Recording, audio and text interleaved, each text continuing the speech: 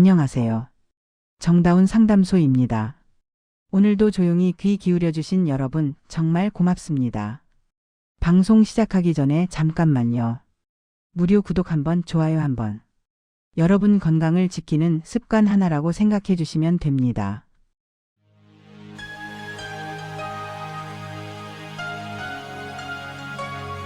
지금 정다운 상담소와 함께하고 계십니다.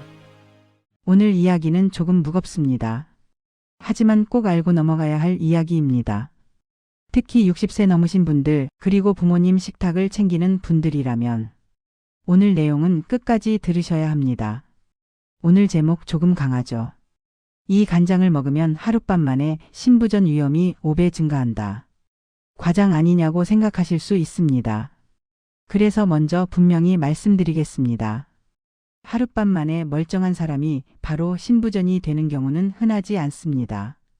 하지만 이미 신장이 약해진 상태라면 특정 조건이 겹치는 순간 짧은 시간 안에 급격히 악화되는 경우는 실제로 있습니다. 그리고 그 조건 중 하나가 매일 쓰는 간장입니다. 간장이 뭐라고? 평생 먹어왔는데 아무 일 없었다. 이 말 정말 많이 듣습니다. 문제는 신장은 조용히 망가진다는 겁니다. 아프다고 소리치지 않습니다. 열도 안 납니다. 그냥 수치로만 말합니다. 그래서 어느 날 병원에 가면 이런 말을 듣습니다. 신장 기능이 많이 떨어져 있습니다. 이 말을 처음 들은 어르신들 대부분 이렇게 말씀하십니다. 난 술도 안 마시고 특별히 아픈 것도 없었는데요. 그럴 수 있습니다. 신장은 그렇게 무섭습니다. 신장은 우리 몸의 정수기입니다. 피를 하루 종일 걸러서 노폐물, 소금, 불필요한 물을 빼줍니다. 그런데 이 정수기가 나이가 들수록 성능이 떨어집니다. 60세가 넘으면 신장 기능은 자연스럽게 감소합니다. 개인 차이는 있어도 노화 자체를 피할 수는 없습니다. 이 상태에서 매일 나트륨이 많은 음식, 특히 간장 같은 액체 조미료가 들어오면 신장은 훨씬 더 많은 일을 해야 합니다. 여기서 중요한 포인트 하나 짚겠습니다. 소금보다 간장이 더 위험할 수 있습니다. 왜냐하면 소금은 짜서 줄이게 되지만 간장은 맛있어서 늘어나기 때문입니다. 나물 무칠 때 한 바퀴, 계란 찍어 먹을 때 한 번, 조림할 때 2숟갈, 국에 1숟갈. 이게 하루에 몇 번인지 세어본 적 있으신가요? 문제는 요즘 마트에 파는 간장 중 상당수가 전통적인 발효 간장이 아니라는 점입니다. 이름은 간장인데 만드는 방식이 완전히 다릅니다. 전통 간장은 콩을 발효시켜서 시간을 들여 만듭니다. 몇 달, 길게는 몇 년이 걸립니다. 하지만 요즘 간장 중에는 콩 단백질이나 부산물을 산으로 빠르게 분해해서 짧은 시간 안에 맛을 낸 것들이 많습니다. 이걸 아미노산액 간장, 3분의 간장이라고 부릅니다. 맛은 진합니다. 색도 좋고 값도 싸고 요리하면 윤기가 납니다. 하지만 신장 입장에서는 이게 전혀 다릅니다. 이 과정에서 나트륨 함량이 높아지고 질소 노폐물이 많아질 수 있습니다. 질소 노폐물은 신장이 처리해야 하는 대표적인 부담 요소입니다. 젊은 사람은 어느 정도 버팁니다. 하지만 60세 이후에는 이 부담이 그대로 수치로 나타납니다. 신장내과에서 실제로 나오는 말이 있습니다. 짜게 드셨죠? 환자분들이 이렇게 말합니다. 아니요, 전 짜게 안 먹어요. 간은 약하게 했어요. 그런데 식단을 하나하나 보면 간장이 빠지지 않습니다. 특히 이런 분들 위험합니다. 고혈압 있으신 분, 당뇨 있으신 분, 다리가 자주 붓는 분, 밤에 소변을 자주 보시는 분, 아침에 손이 잘 붓는 분. 이런 증상은 이미 신장이 예전 같지 않다는 신호일 수 있습니다. 여기에 화학 처리된 간장, 수분 부족, 짠 반찬이 겹치면 짧은 시간 안에 수치가 확 나빠질 수 있습니다. 그래서 병원에서는 어제까지 괜찮았는데요. 라는 말이 나옵니다. 이건 갑자기 생긴 병이 아니라 쌓여있던 문제가 겉으로 드러난 겁니다. 여기까지 들으시면 이런 생각 드실 겁니다. 그럼 우리 집 간장은 괜찮은 건가? 지금 쓰는 건 버려야 하나? 괜히 불안만 주고 끝내지 않겠습니다. 다음 이야기에서는 지금 집에 있는 간장으로 바로 확인하는 방법, 화학 처리된 간장을 구별하는 기준, 어르신 식탁에서 현실적으로 줄이는 방법까지 차근차근 이야기하겠습니다. 아까 이런 이야기까지 했죠.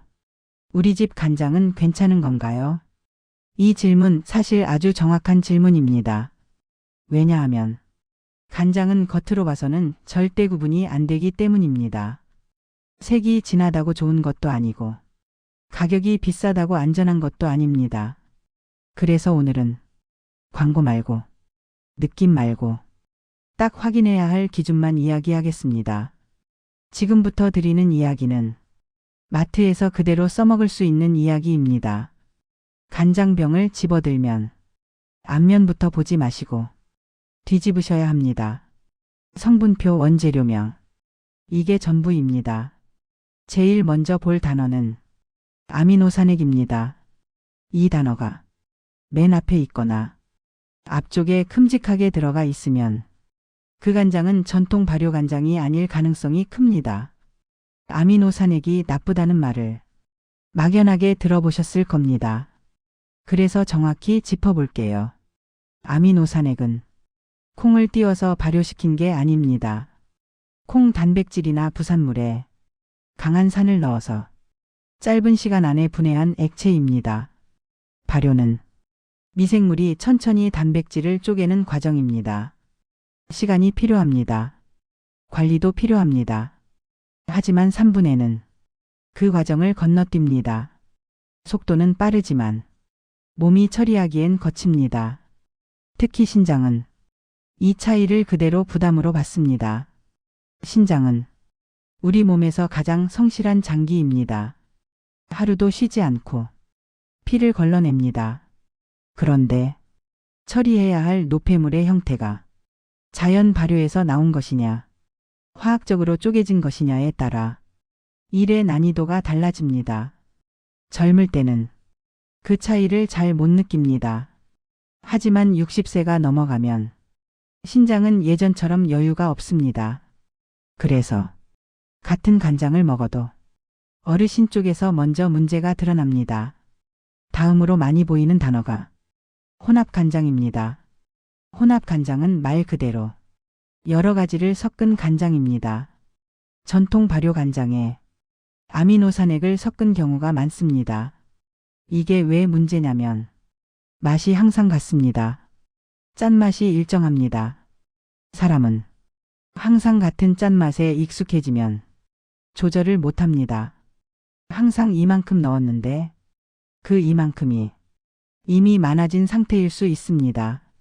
신장내과에서 환자분들 식단을 보면 특별히 짠 음식을 먹지 않았다고 하는데 간장은 매일 들어가 있습니다.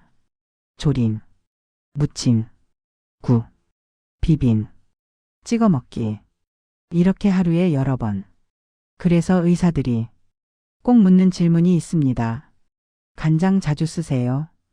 이 질문은 괜히 나오는 질문이 아닙니다. 여기서 중요한 오해 하나 짚고 가겠습니다. 그럼 저염 간장 먹으면 되잖아. 이렇게 생각하시는 분들 많습니다. 저염 간장은 나트륨만 줄인 경우가 많습니다. 하지만 기본이 화학 간장인 경우도 많습니다. 즉, 짜기는 덜한데 신장이 처리해야 할 성분은 그대로일 수 있습니다. 그래서 저염이라는 말만 믿고 고르면 문제가 해결되지 않습니다. 기준의 순서는 이렇습니다. 발효냐 아니냐가 먼저입니다. 그 다음이 나트륨입니다. 이 순서가 바뀌면 선택이 틀어집니다. 이제 신장이 왜 이렇게 민감하게 반응하는지 조금 더 깊이 들어가 보겠습니다. 신부전은 갑자기 생기는 병이 아닙니다. 대부분은 아주 오랜 시간에 걸쳐 조용히 진행됩니다. 처음에는 밤에 소변이 늘어납니다. 잠을 자다가 한 번, 두 번 깨게 됩니다. 다음에는 다리가 붓습니다. 양말 자국이 오래 남습니다. 아침에 손이 잘 안 접힙니다. 주먹 쥐는 게 뻣뻣합니다. 이때 병원에 가면 이런 말을 듣습니다. 조금 관리가 필요합니다. 이 시기가 가장 중요한 시기입니다. 이때 염분 섭취 줄이고 간장 사용 줄이고 물 충분히 마시면 속도를 확 늦출 수 있습니다. 그런데 대부분은 이 말을 이렇게 받아들입니다. 아직 괜찮다는 거네. 그리고 그대로 생활합니다. 그러다 어느 날 수치가 확 나빠집니다. 이때 자주 겹치는 조건이 있습니다. 짜게 먹은 날, 국물 많이 먹은 날, 간장 조림 먹은 날, 물 적게 마신 날, 잠 부족한 날. 이게 한꺼번에 겹치면 신장은 버티지 못합니다. 그래서 하룻밤 사이에 라는 표현이 나오는 겁니다. 이건 공포를 주기 위한 말이 아니라 병원에서 반복해서 보는 패턴입니다. 그리고 이 이야기는 아직 절반도 안 왔습니다. 지금까지는 왜 문제가 생기는지에 대한 이야기였다면 앞으로는 어떤 간장이 특히 위험한지, 어떤 표시를 반드시 피해야 하는지, 어르신 식탁에서 현실적으로 줄이는 방법이 뭔지 하나씩 더 들어가야 합니다. 왜 간장이 문제가 될 수 있는지, 어떤 방식으로 만들어진 간장이 신장에 부담을 주는지 여기까지 이야기했습니다. 이제부터는 정말 실전입니다. 마트에서 집에서 당장 써먹을 수 있는 이야기입니다. 지금부터 드리는 이야기는 막연한 경고가 아니라 구체적인 기준입니다. 간장병 뒷면을 봤을 때 이 단어가 보이면 일단 멈추셔야 합니다. 아미노산액. 이건 이미 이야기했죠. 그 다음으로 많이 보이는 게 3분의 단백질, 3분의 간장. 이런 표현입니다.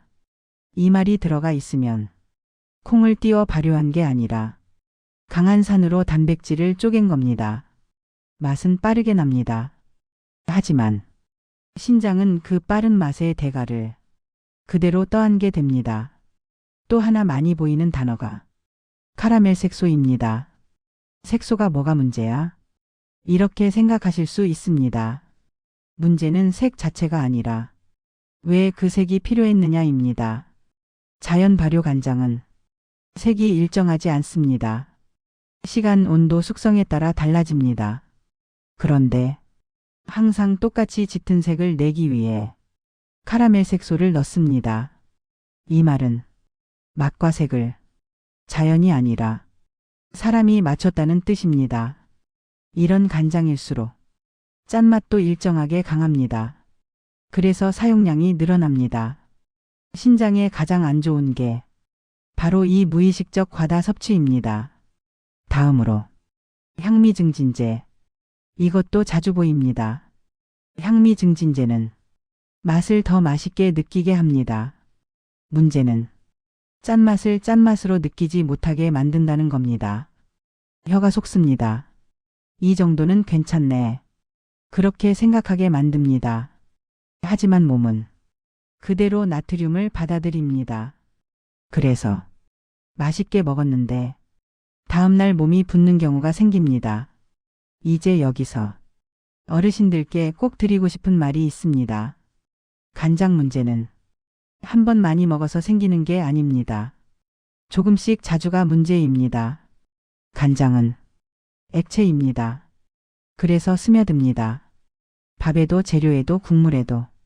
소금은 눈에 보이는데 간장은 보이지 않습니다. 그래서 조절이 더 어렵습니다. 병원에서 실제로 이런 말 많이 나옵니다. 밥은 반 공기밖에 안 먹어요. 고기는 많이 안 먹어요.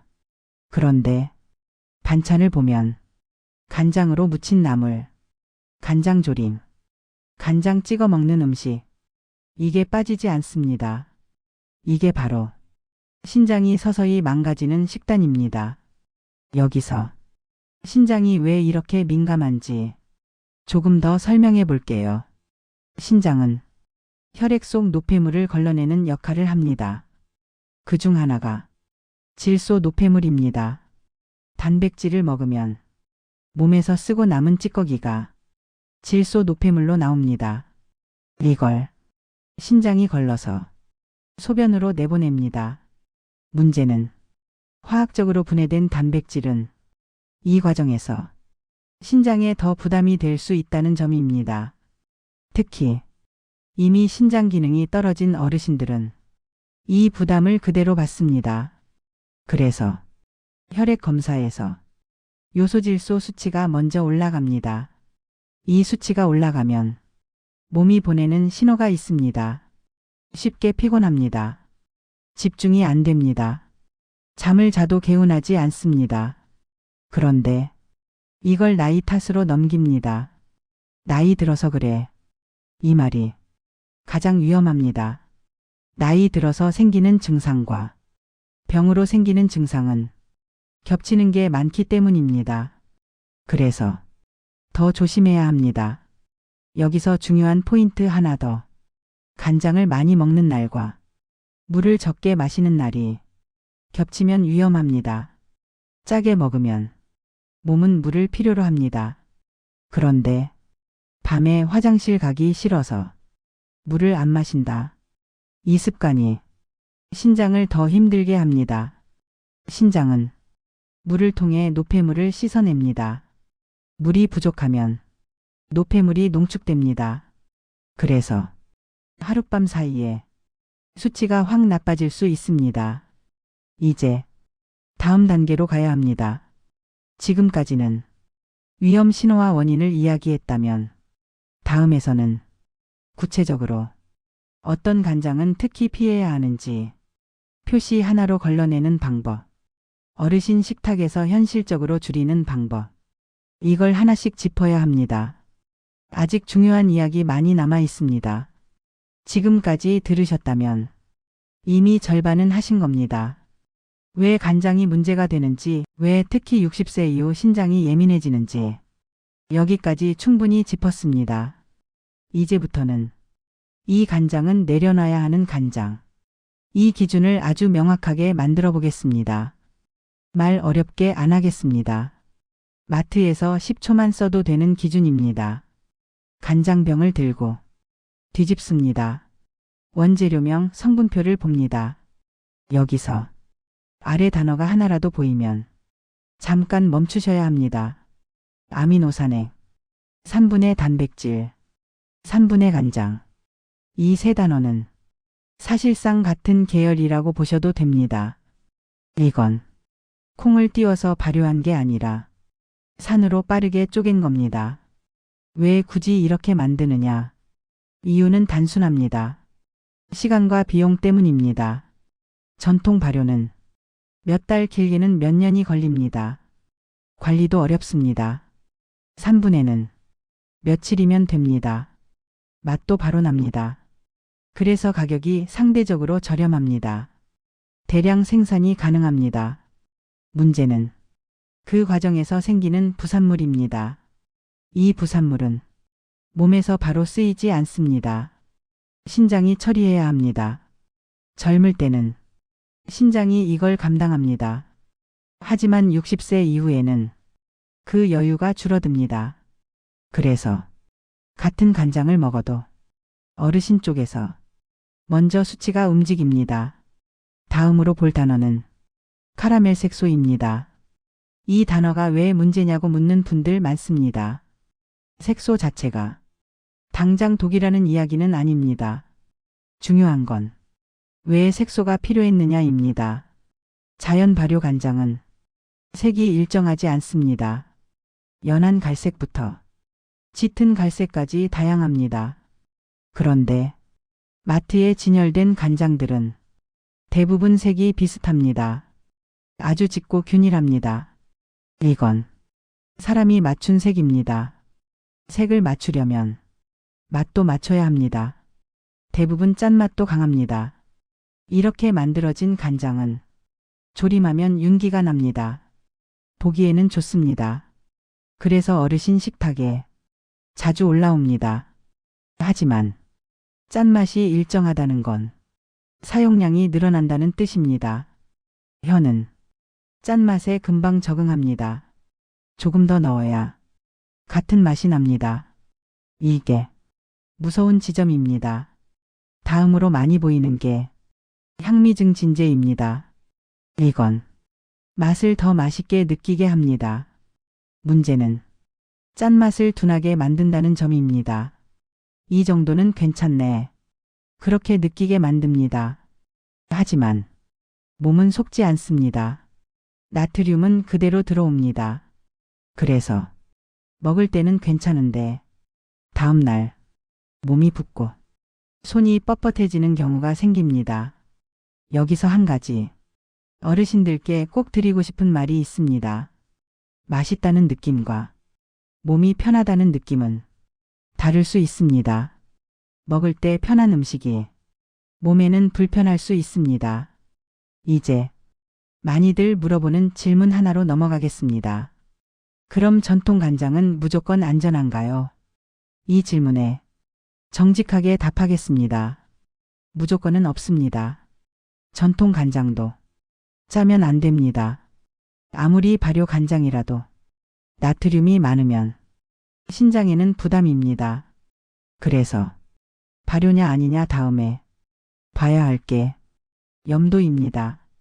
문제는 염도가 숫자로 적혀 있지 않은 경우가 많다는 겁니다. 그래서 현실적인 기준 하나 드리겠습니다. 간장을 찍어 먹었을 때 혀가 찌르는 느낌이 강하면 그건 이미 짠 간장입니다. 조금만 찍어도 짜다. 이 간장은 사용량 조절이 어렵습니다. 어르신 식탁에서는 순한 간장이 훨씬 유리합니다. 처음엔 심심할 수 있습니다. 하지만 혀는 일주일이면 적응합니다. 신장은 그 적응을 못합니다. 그래서 미리 바꿔야 합니다. 이제 다음 이야기로 가야 합니다. 지금까지는 피해야 할 간장을 이야기했다면 다음에는 어떻게 쓰면 덜 해로운지 이걸 이야기해야 합니다. 같은 간장이라도 쓰는 방식에 따라 신장 부담이 완전히 달라집니다. 찍어 먹기, 조림, 무침, 국물, 이 각각이 신장에 주는 부담이 다릅니다.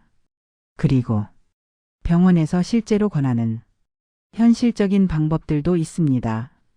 이 이야기는 다음 회차에서 아주 구체적으로 풀어야 합니다. 아직 끝까지 왔다는 느낌 전혀 아닐 겁니다. 정상입니다. 앞에서 우리는 어떤 간장이 특히 위험한지, 성분표에서 무엇을 걸러야 하는지 여기까지 이야기했습니다. 이제부터는 많은 분들이 가장 놓치는 부분으로 들어가겠습니다. 같은 간장이라도 어떻게 쓰느냐에 따라 신장에 주는 부담은 완전히 달라집니다. 그래서 간장을 끊어라 먹지 마라. 이런 극단적인 이야기는 하지 않겠습니다. 현실적으로 어르신 식탁에서 어디가 가장 위험한지부터 짚어보겠습니다. 첫 번째는 찍어 먹는 간장입니다. 두부 찍어 먹을 때, 계란 찍어 먹을 때, 전 부쳐놓고 찍어 먹을 때, 이때 대부분 접시에 간장을 부어 놓습니다.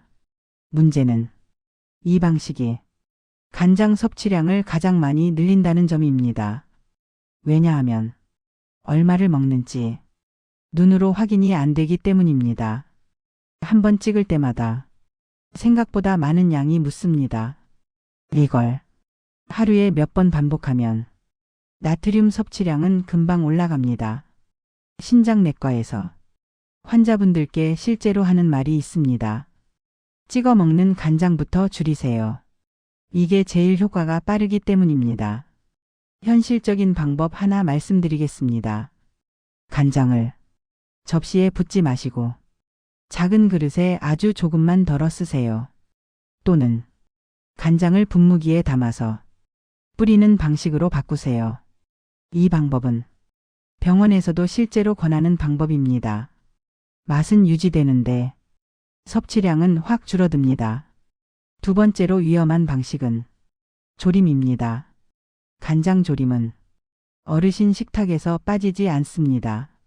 멸치조림, 장조림, 감자조림, 연근조림. 문제는 조림은 간장이 재료 안으로 깊이 스며든다는 점입니다.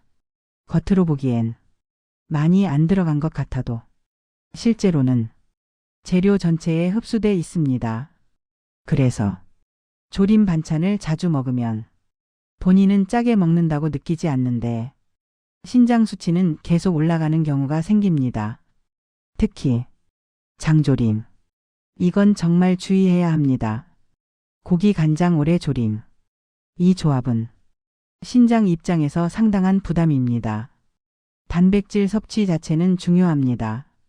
하지만 짠 간장에 졸인 고기는 질소 노폐물과 나트륨이 함께 들어옵니다. 이게 반복되면 신장이 많이 힘들어집니다. 그래서 신장 기능이 떨어진 분들께는 장조림을 줄이거나 양을 확 줄이라고 권합니다. 세 번째는 국물입니다.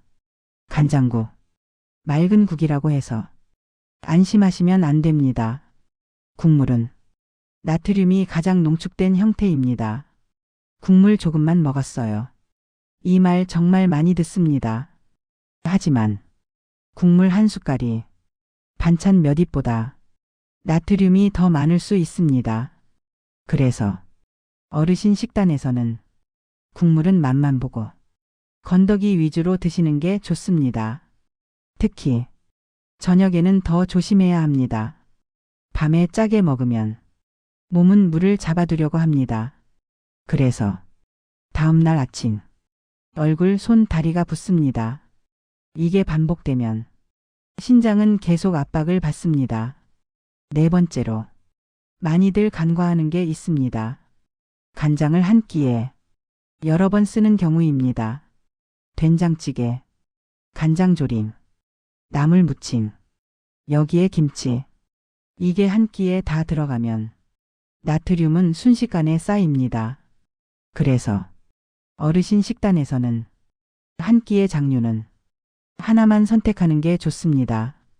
오늘은 된장찌개면 조림은 싱겁게, 오늘은 간장 반찬이면 국은 맑게. 이런 조절이 신장을 살립니다. 여기서 신장이 왜 이렇게 예민하게 반응하는지 조금 더 짚고 가겠습니다. 신장은 혈액 속 노폐물을 계속 걸러내야 합니다. 나트륨이 많아지면 신장은 더 많은 일을 해야 합니다. 여기에 수분이 부족하면 노폐물은 더 농축됩니다. 그래서 짜게 먹은 날, 물 적게 마신 날, 이 조합이 가장 위험합니다. 어르신들 중에 이런 분들 많습니다. 밤에 물 마시면 화장실 가기 싫어서 안 마셔. 이 습관은 신장에는 정말 안 좋습니다. 신장은 물을 통해 씻겨야 합니다. 물을 안 주면 신장은 노폐물을 안고 버텨야 합니다. 그래서 하룻밤 사이에 수치가 확 나빠질 수 있는 겁니다. 이제 다음으로 넘어가야 할 이야기가 있습니다. 많은 분들이 묻습니다. 그럼 단백질도 줄여야 하나요? 고기 먹으면 안 되나요? 이 질문은 아주 중요합니다. 단백질 먹으면 신장 더 나빠지는 거 아닌가요? 이 질문 정말 많이 나옵니다. 그리고 외에도 많습니다. 그래서 여기서 아주 정확하게 짚고 가야 합니다. 결론부터 말하면 단백질을 무조건 줄이라는 말은 아닙니다.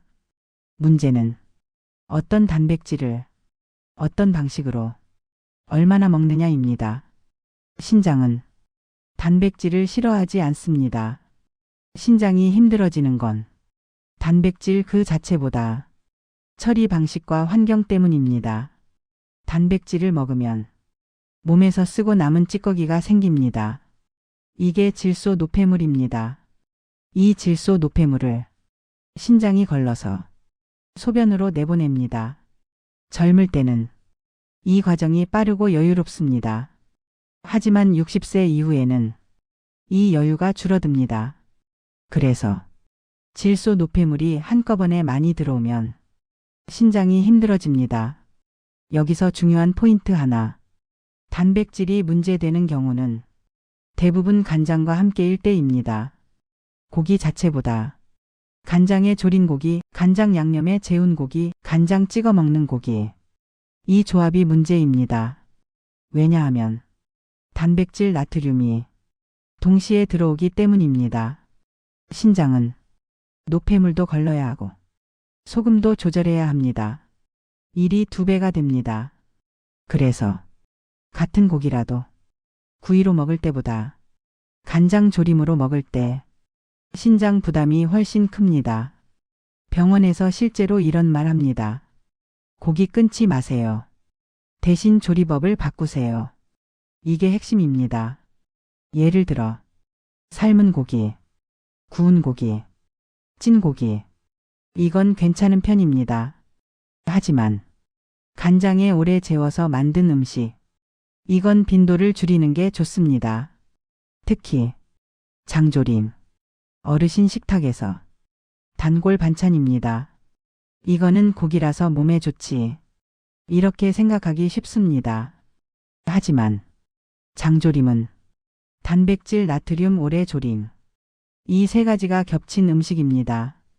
신장 입장에서는 상당히 부담이 큽니다.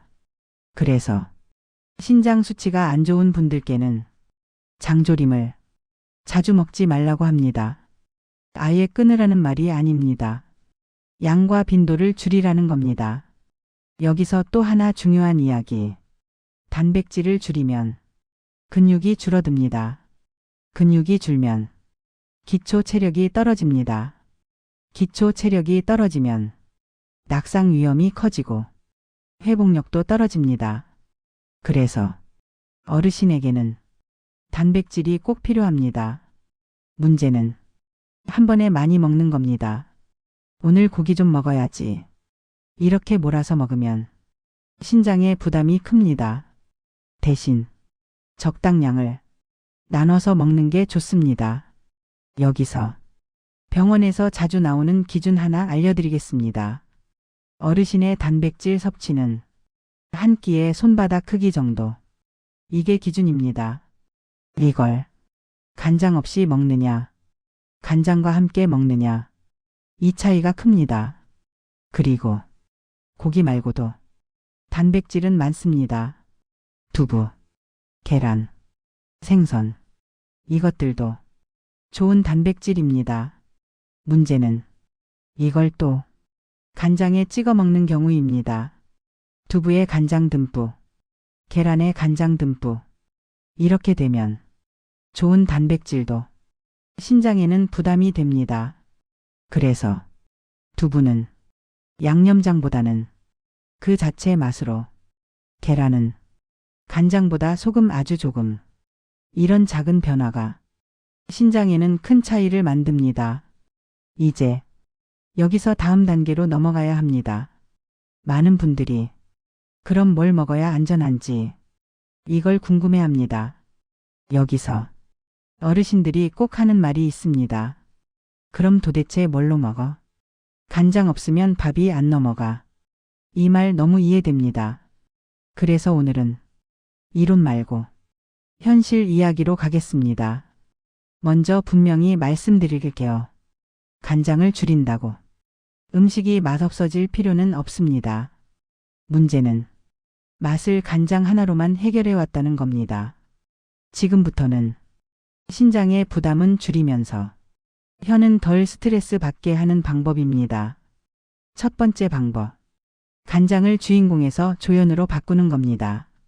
많은 집에서 간장이 요리의 중심입니다. 간장 맛으로 먹습니다. 이걸 재료 맛으로 먹고 간장은 거들게 바꾸는 겁니다. 예를 들면 나물 무침. 기존에는 간장 1숟갈, 마늘, 참기름. 이제는 간장 반 숟갈, 마늘은 그대로, 참기름은 조금 늘립니다. 참기름, 들기름은 향으로 만족감을 줍니다. 짠맛이 부족해도 덜 느끼게 해줍니다. 두 번째 방법. 식초를 활용하는 겁니다. 어르신들 중에 식초 싫어하시는 분들도 있지만 조금만 쓰면 맛이 살아납니다. 식초는 짠맛을 강조하지 않고도 맛의 중심을 잡아줍니다. 간장 조금, 식초 조금. 이 조합은 간장 양을 확 줄여줍니다. 특히 무침류의 효과가 큽니다. 세 번째 방법. 양념장을 따로 만들지 않는 겁니다. 양념장을 따로 만들면 항상 간장이 많이 들어갑니다. 대신 요리할 때 재료에 직접 소량만 씁니다. 이렇게 하면 양을 눈으로 확인할 수 있습니다. 신장에 좋은 습관은 항상 보이는 조절입니다. 네 번째 방법. 맛의 방향을 바꾸는 겁니다. 짠맛 말고 고소함, 향, 식감. 이걸로 만족감을 만드는 겁니다. 볶을 때 마늘향 충분히 내기, 양파를 먼저 볶아서 단맛 내기, 버섯으로 감칠맛 더하기. 이렇게 하면 간장이 없어도 음식이 심심하지 않습니다. 다섯 번째 방법. 간장 대신 국간장 조금 쓰는 경우도 상황에 따라 도움이 됩니다. 국간장은 향이 강해서 소량으로도 맛이 납니다. 문제는 많이 쓰는 겁니다. 국간장은 몇 방울이 기준입니다. 숟갈로 퍼붓는 순간 의미 없어집니다. 여기서 어르신들께 꼭 드리고 싶은 말 하나. 처음부터 완벽하게 바꾸려고 하지 마세요. 그럼 실패합니다. 간장 줄이기는 단계가 필요합니다. 처음엔 양을 20%만 줄여도 됩니다. 그 다음에 30%, 그 다음에 반으로. 혀는 서서히 적응합니다. 신장은 그 변화를 바로 느낍니다. 여기서 병원에서 실제로 권하는 방법 하나 더 알려드리겠습니다. 간장 있는 반찬은 하루 한 가지. 이 기준입니다. 아침, 점심, 저녁 중 한 끼만 간장 들어간 반찬을 먹는 겁니다.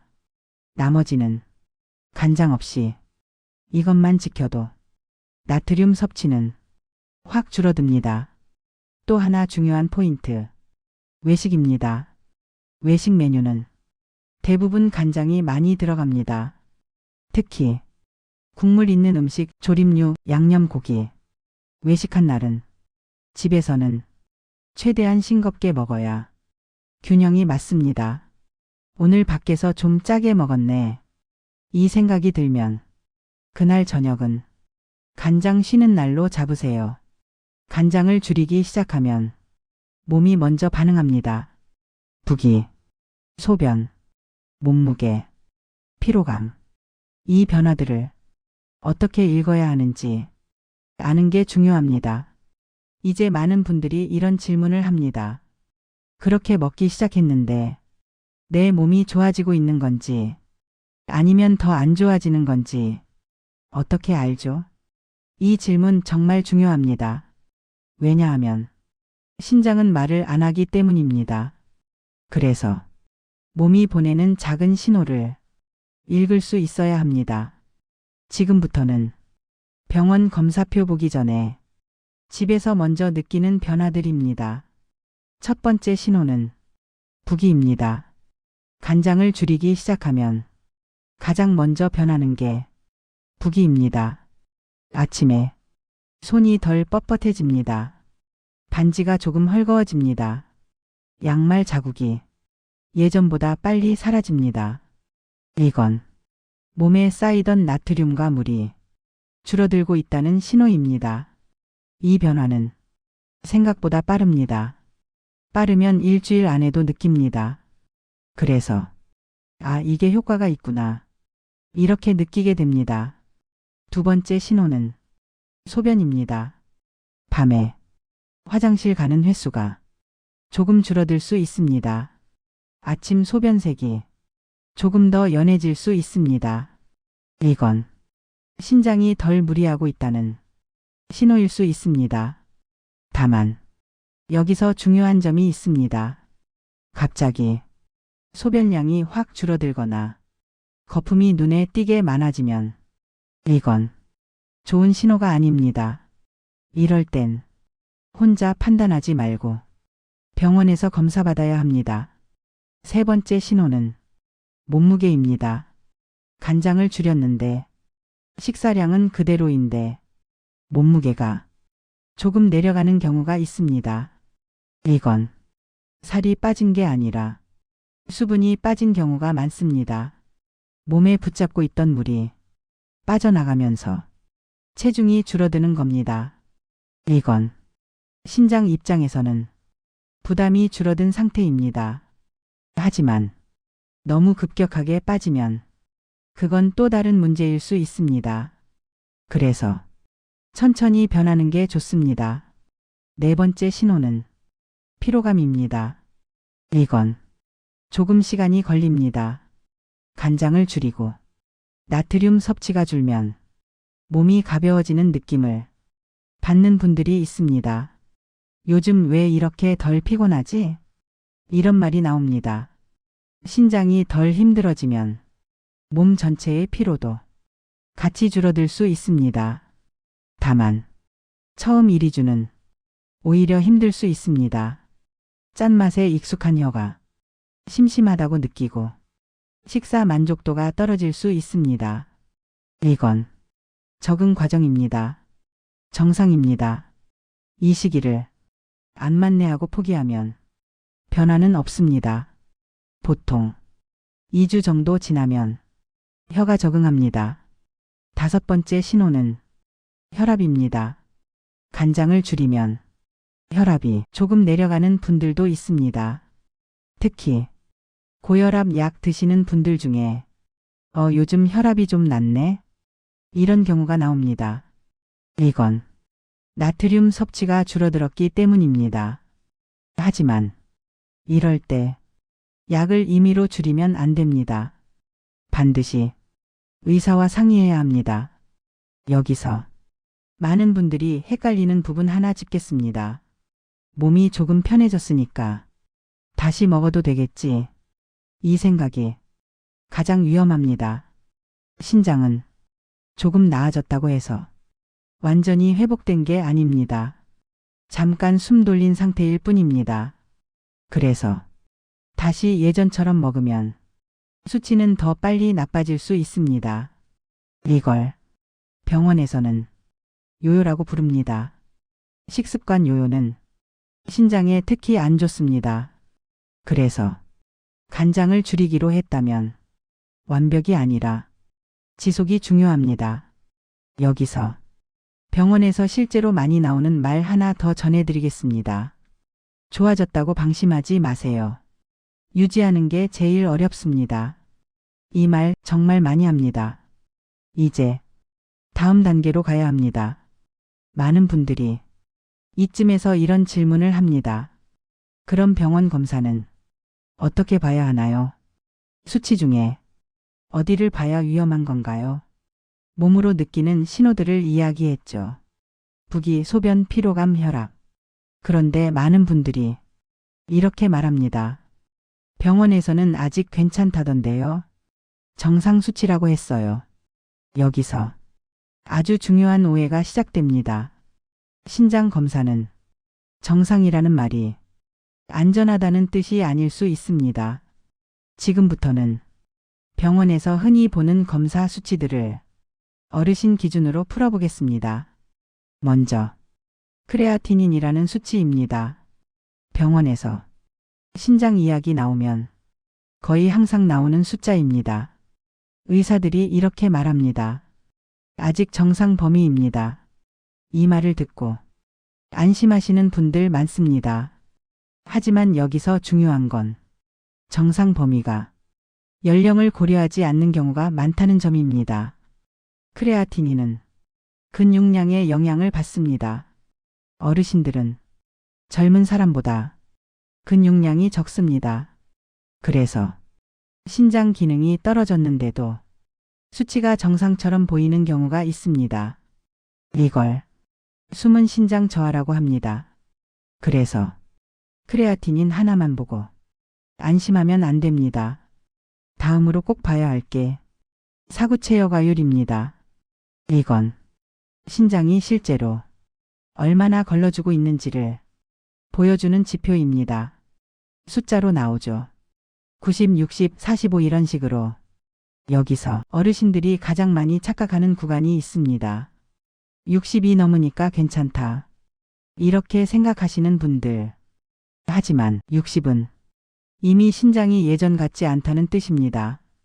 병원에서는 60 이상이면 크게 문제 삼지 않는 경우도 많습니다. 하지만 생활습관 관리가 꼭 필요한 단계입니다.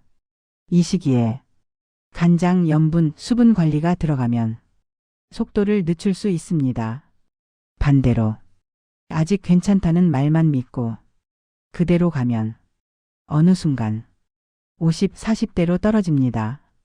이건 느리게 떨어지는 게 아니라 갑자기 떨어진 것처럼 느껴집니다. 다음으로 요소질소라는 수치가 있습니다. 이 수치는 단백질 섭취와 신장 부담을 함께 보여줍니다. 간장을 많이 먹고 고기나 조림을 자주 먹는 분들, 이 수치가 먼저 올라가는 경우가 많습니다. 문제는 이 수치가 조금 높아도 대수롭지 않게 넘기는 경우가 많다는 겁니다. 어제 고기 먹어서 그래요. 일시적인 거예요. 물론 일시적일 수도 있습니다. 하지만 이게 반복되면 그건 일시적인 게 아닙니다. 신장이 계속 부담을 받고 있다는 신호입니다. 여기서 중요한 포인트 하나. 수치 하나만 나쁘다고 문제는 아닙니다. 문제는 여러 수치가 조금씩 나빠지는 패턴입니다. 크레아티닌은 정상인데 사구체여과율이 내려가고 요소질소가 살짝 높아진다. 이 조합 아주 흔합니다. 이때 아직 괜찮다는 말만 듣고 넘기면 몇 년 뒤 확실한 문제로 돌아옵니다. 그래서 어르신 신장 관리는 수치 하나가 아니라 흐름을 봐야 합니다. 여기서 많이 나오는 질문 하나 더. 그럼 얼마나 자주 검사해야 하나요? 고혈압이나 당뇨가 있는 분들은 최소 1년에 한 번은 신장 수치를 확인하는 게 좋습니다. 간장, 염분 조절을 시작한 분들은 3개월에서 6개월 뒤에 다시 보는 게 좋습니다. 그래야 이 방향이 맞구나. 이걸 확인할 수 있습니다. 여기서 어르신들이 자주 놓치는 검사 하나 더 있습니다. 소변 검사입니다. 소변에 단백이 나오는지, 거품이 많은지, 이것도 중요합니다.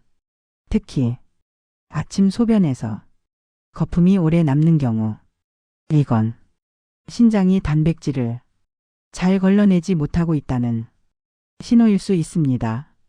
이럴 때 요즘 물을 많이 안 마셔서 그래. 이렇게 넘기면 안 됩니다. 검사로 확인해야 합니다. 여기까지 들으시면 이런 생각 드실 겁니다. 생각보다 신장 관리가 복잡하네. 맞습니다. 그래서 생활 습관이 더 중요합니다. 검사는 결과를 보여줄 뿐이고 생활은 원인을 만듭니다. 지금까지 검사 수치 이야기를 한 이유는 불안 주려고가 아닙니다. 아직 괜찮다는 말 뒤에 숨어 있는 신호를 읽을 수 있게 하려는 겁니다. 이 이야기가 길었던 이유는 간장 하나를 말하려고 시작했지만 결국은 생활 전체를 건드리는 문제였기 때문입니다. 처음엔 간장이 뭐 그렇게 위험해? 이 생각으로 들으셨을 겁니다. 그런데 지금은 이렇게 느끼실 수도 있습니다. 아, 내가 무심코 하던 습관들이 신장을 계속 힘들게 했을 수도 있겠구나.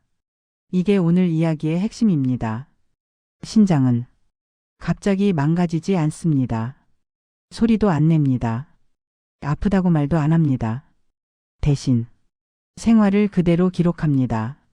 어떤 간장을 썼는지, 얼마나 자주 썼는지, 짜게 먹은 날과 물을 안 마신 날이 얼마나 겹쳤는지, 이걸 수치로 보여줄 뿐입니다.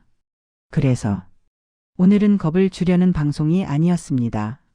선택지를 드리려는 방송이었습니다. 지금부터 오늘 이야기 전부를 아주 간단하게 정리해 보겠습니다.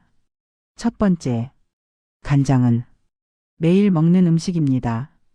그래서 더 조심해야 합니다.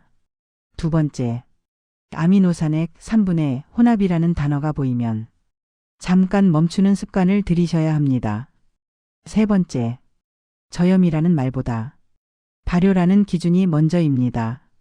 네 번째, 같은 간장이라도 찍어 먹느냐, 조리느냐, 국물로 먹느냐에 따라 신장 부담은 완전히 달라집니다. 다섯 번째, 단백질은 필요합니다.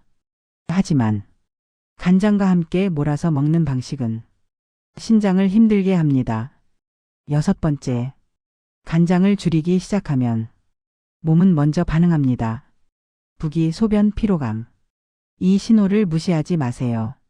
일곱 번째, 검사 수치는 정상이라는 말만 듣고 안심하면 안 됩니다.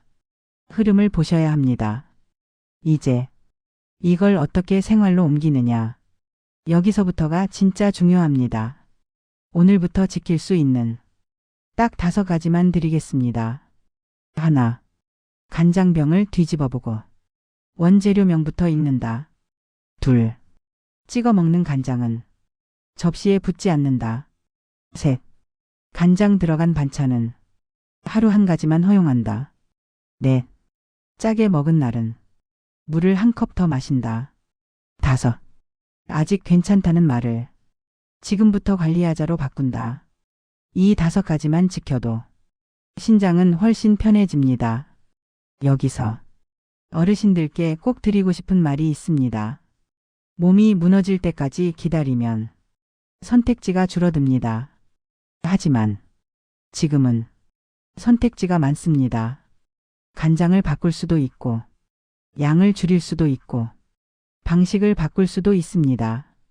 이건 포기가 아니라 조정입니다. 맛을 포기하라는 말이 아닙니다. 몸에 맞게 방식을 바꾸라는 이야기입니다. 오늘 밥상이 10년 뒤에 신장을 만듭니다. 이 말이 부담으로 들리지 않았으면 좋겠습니다. 희망으로 들렸으면 합니다. 이 방송이 오늘 저녁 간장병 한 번 더 뒤집어보게 만들었다면 그걸로 충분합니다. 다음 시간에도 어렵지 않지만 꼭 알아야 할 이야기로 다시 찾아뵙겠습니다. 조용히 듣고 계신 여러분, 오늘도 몸이 편한 선택하시길 바랍니다. 정다운 상담소였습니다.